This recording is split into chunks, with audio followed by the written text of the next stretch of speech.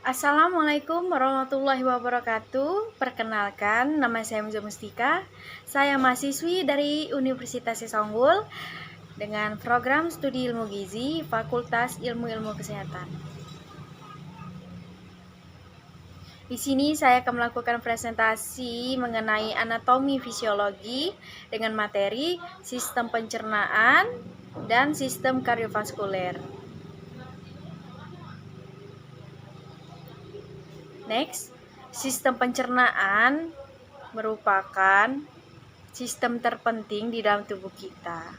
Nah, fungsi utama dari sistem pencernaan ini untuk menghidrolisis suatu komponen makanan seperti pati, asam lemak, dan juga molekul-molekul sederhana seperti glukosa, asam lemak, dan juga asam amino. Kemudian, untuk organ yang berperan dalam sistem pencernaan ini ada rongga mulut, ada esofaring, ada lambung, usus halus, dan juga usus besar. Kemudian, untuk organ pelengkapnya itu ada kelenjar saliva, kantung empedu, hati, dan juga pankreas. Next, mulut merupakan saluran utama di mana masuknya sebuah makanan. Nah, di dalam mulut ini nantinya makanan akan dihancurkan oleh gigi sehingga agar lebih mudah untuk ditelan dengan bersamaan sekresi saliva di kelenjar saliva. Nah, saliva mengandung 99% air yang dimana dapat membantu untuk melarutkan makanan di dalam mulut. Kemudian kelenjar saliva ini terbagi menjadi 3 pasang. Ada kelenjar saliva memiliki 3 pasang kelenjar, yaitu kelenjar parotid, submandibulaar, dan sublingual.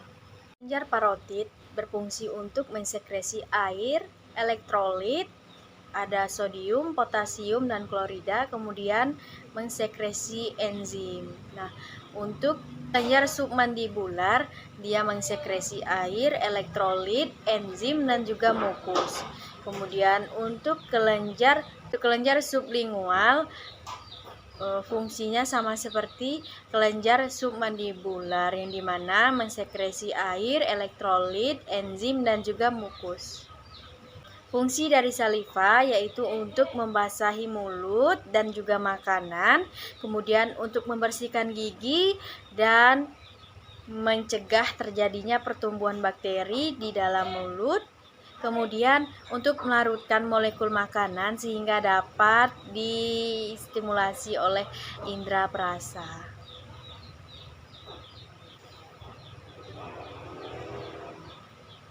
Kemudian, saliva ini juga berfungsi untuk mencerna sebagian pati dan juga lemak.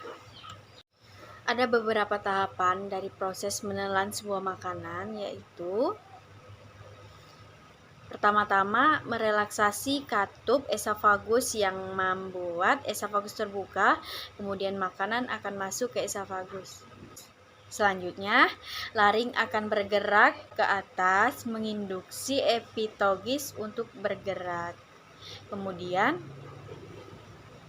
penutupan epiglottis ini penting karena untuk menjaga agar makanan tidak masuk ke dalam trakea, tetapi masuk ke dalam esofagus. Kemudian, ketika makanan masuk ke esofagus, maka laring akan bergerak ke bawah. Hal ini dilakukan agar glotis kembali membuka. Kemudian ada lambung. Nah, di dalam lambung ini merupakan suatu lanjutan dari proses pencernaan setelah esofagus. Lambung kita dapat menampung sebuah makanan 1 hingga 2 liter per harinya. Lambung dapat mengembang menjadi 1 hingga 2 liter. Untuk volume lambung ketika lambung kosong ini hanya 50 ml. Cairan lambung diproduksi oleh 3 kelenjar yang berbeda pada lapisan mukosa dan submukosa. Kelenjar lambung terdiri dari 3 kelenjar, yaitu kelenjar pilorik, kardiar, dan juga oksintik.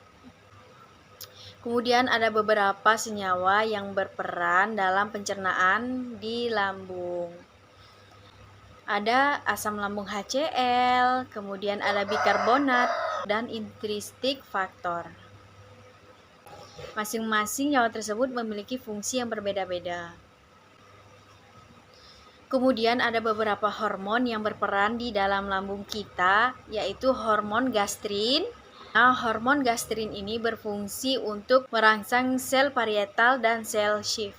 Kemudian untuk meningkatkan motilitas lambung. Kemudian ada hormon somatostatin. Hormon somatostatin ini berfungsi untuk merangsang kerja sel parietal dan sel G. Kemudian organ sistem pencernaan selanjutnya ada usus halus. Usus halus ini merupakan tabung kompleks yang berlipat-lipat membentang dari pilorus sampai pada ileosekal. Usus halus merupakan tabung kompleks yang berlipat-lipat yang dimana membentang dari pilorus sampai katup ileosekal. Untuk orang yang masih hidup, panjang usus halusnya itu sekitar 12 kaki. Usus ini mengisi bagian tengah dan bawah rongga abdomen. Usus halus dibagi menjadi 3, ada jejunum, duodenum, dan ileum. Masing-masing usus tersebut memiliki fungsi yang berbeda-beda dan berperan penting di dalam tubuh. Ada beberapa gerakan pada usus halus, yaitu gerakan peristaltis, kemudian ada gerakan pendulum, kemudian ada pergerakan segmentasi irama. Absorpsi pada usus halus merupakan pemindahan hasil-hasil pencernaan karbohidrat, lemak, dan juga protein melalui dinding usus ke sirkulasi darah dan juga limfe dan digunakan oleh sel-sel tubuh. Kemudian organ yang berperanan sistem pencernaan ini ada usus besar. Usus besar ini merupakan tabung muskular yang panjangnya sekitar 5 kaki atau sekitar 1,5 meter, yang dimana terbentang dari cecum sampai canal lisani. Diameter usus besar berkisaran 2,5 inci atau sekitar 6,5 cm. Namun ketika semakin dekat dengan anus, maka diameternya semakin kecil. Usus besar dibagi menjadi 3, yaitu cecum, colon, dan juga rectum. Colon yang mengabsorpsi air sebanyak 600 ml per harinya. Sedangkan usus halus dia mengabsorpsi sebanyak 8000 ml. Kapasitas absorpsi usus besar adalah sekitar 2000 ml per harinya. Selanjutnya di sini saya akan membahas materi tentang sistem pencernaan bagian hepar. Hepar ini merupakan organ terbesar dari rongga abdomen. Hepar ini terletak di bagian superior dari rongga perut, tak pada ragio, hipokondrium kanan, epigastrium, dan terkadang bisa mencapai hipokondrium kiri. Nah, hepar ini dibagi menjadi 4, yaitu ada lobus dextra dan lobus sinistra, kemudian lobus quadratus dan caudatus. Hepar ini dilapisi oleh kapsula fibrosa pericaskularis yang disebut kapsula Gleason. Karakteristik dari hepar yaitu hepar ini memiliki berat 1 hingga 2,3 kilo, sekitar 2,5% dari berat tubuh kita. Hepar ini memiliki struktur yang lembut, lunak, dan juga lentur, letak di bagian rongga abdomen, bagian atas rongga abdomen yang menepati bagian terbesar hipokondrium. Hepar ini merupakan organ yang mudah diraba dengan melakukan palpasi dinding abdomen. Hepar ini jika dalam keadaan segar maka warnanya menjadi merah tua karena disebabkan banyaknya darah di dalam organ tersebut. Di antara kedua lobus dextra dan sinistra terdapat vena porta hepatis, yang dimana vena porta hepatis ini merupakan jalur keluar masuknya pembuluh darah, saraf, dan juga mukus. Hepar ini merupakan salah satu organ terpenting di dalam tubuh kita. Ada 3 dasar fungsi hepar. Hepar ini berfungsi untuk menyaring darah, kemudian untuk menyingkirkan bakteri dan benda asing, yang masuk ke dalam darah. Dan heparin ini membentuk dan juga sekresi empedu dalam saluran intestinal. Mekanisme sekresi empedu dalam hati berkisar 500 hingga 1000 mili per harinya. Mekanisme sekresi empedu di dalam hepar ataupun hati yaitu pengeluaran empedu di hepar dan vesika biliaris utama diatur oleh hormon. Pengeluaran empedu dari hepar dan vesika biliaris diatur oleh hormon.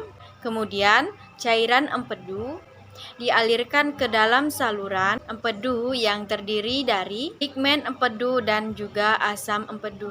Kemudian aliran empedu meningkat jika kolesistokinin dikeluarkan oleh sel enteroendokrin mukosa yang dirangsang ketika lemak makanan dalam kimus masuk duodenum. Kemudian hormon kolesistokinin stimulasi kontraksi otot polos di dinding vesika biliaris dan relaksasi sfinkter, kemudian sehingga empedu ini dapat masuk ke duodenum. Setelah empedu masuk ke dalam duodenum, pada saat aktivitas sistem pencernaan, kimus masuk ke dalam duodenum melalui sfinkter Oddi. Empedu yang tidak digunakan di duodenum akan masuk kembali ke hepar melalui vesika biliaris. Selanjutnya di sini saya akan membahas tentang materi sistem kardiovaskuler.